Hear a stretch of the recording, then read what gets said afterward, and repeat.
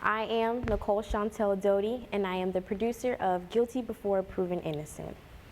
One of my biggest challenges during the filming of Guilty Before Proven Innocent was, of course, to get these young African American males to speak about, their challenges with the law and to get them open up about their charges.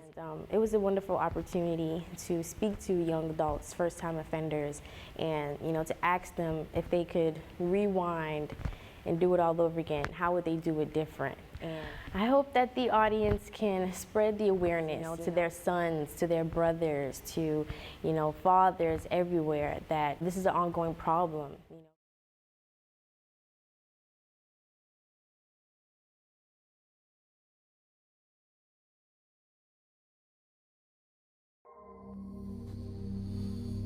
In the United States of America, there are more people detained in correctional facilities than any other country in the world. There are currently over 2.3 million people incarcerated. 1 million of those incarcerated are African Americans.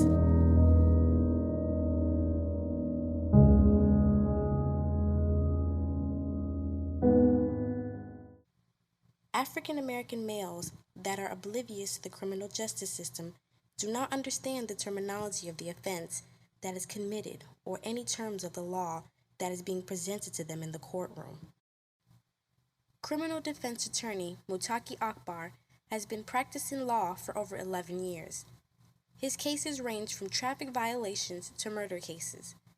I think that a lot of people don't understand what the severity of a lot of the laws are, including like the 1020 life law or the mandatory minimums dealing with some drug convictions, and even things as minor as just getting an adjudication on a criminal traffic case can have some serious consequences. So I don't think everybody understands that. These offenses are hindering young adults that apply for jobs, school loans, and even purchasing a home. How does a withhold of adjudication affect young adults? It's not a conviction on your record. So when you ask on job applications or applying for rental property or anything like that, if it's a withhold, you can say no if the question is asked if you've been convicted. For a felony, that's really important because the question is often, are you a convicted felon? So if you have a withhold of adjudication, you can say no to being a convicted felon. With a withhold of adjudication also, it qualifies you to get your record sealed or expunged later on. If you have an adjudication on any charge at all, it stops you from getting your record sealed or expunged. For example, somebody might get like a driving under suspended license, which is a criminal traffic case. If they're adjudicated for that when they're 18 years old and they don't do anything about it, well, there's really nothing you can do once you're adjudicated, and then you say you pick up a battery case and it gets dismissed. You can't get that battery expunged at that point because you got adjudicated when you were 18. A study shows that 1 in 3 black men can expect to go to prison in their lifetime. Police Captain Wayne Jones of the Miami Beach Police Department experiences the pleas agreed by African American males during the bond hearing process. I think by and large, still a lot of African American males who are arrested indigent in the sense that they can't really afford proper counsel, and so the net result of that is they end up getting public defenders. For good or bad, oftentimes that's just not the right representation for them. Due to their inexperiences and lack of knowledge in the judicial system, they are accepting convictions at bond hearings. I can tell you because it's easy, and folks just want to resolve whatever matters is pending in front of them and move on with their lives. And when they're facing resolving it today, as opposed to coming back time after time after time after time again and still possibly being found guilty of the crime they're charged with, I think for most folks, the smart and prudent thing to do is, hey, just let me get it done and move on with my life. Markel Darby is 23 years old. He is a first-time offender charged with aggravated assault. A warrant was issued for his arrest after an altercation at a traffic light. He was arrested and taken into custody during his court appearance for a traffic violation. After bonding out of jail, Markel has decided to take his case to trial. They changed my court date, so I have to come back back again for like the 4th time. But hopefully everything be settled by then.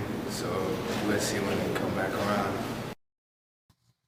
Loretta Hill is the first African American female police chief for the City of Miami Beach Police Department. She is a wife and a mother of 2 African American males.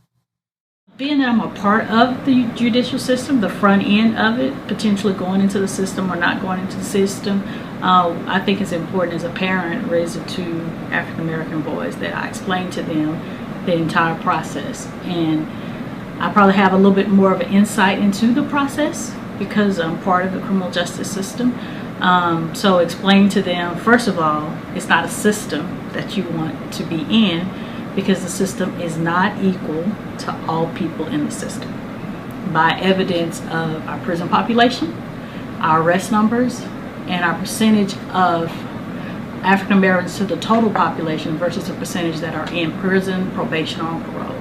So first thing is to tell them not to get into a system that does not see them equally, because the justice system is not equal. Most agree that the knowledge of understanding the law comes from the household. I oftentimes think about where I was raised, what sort of kept me on the straight and narrow as a young man.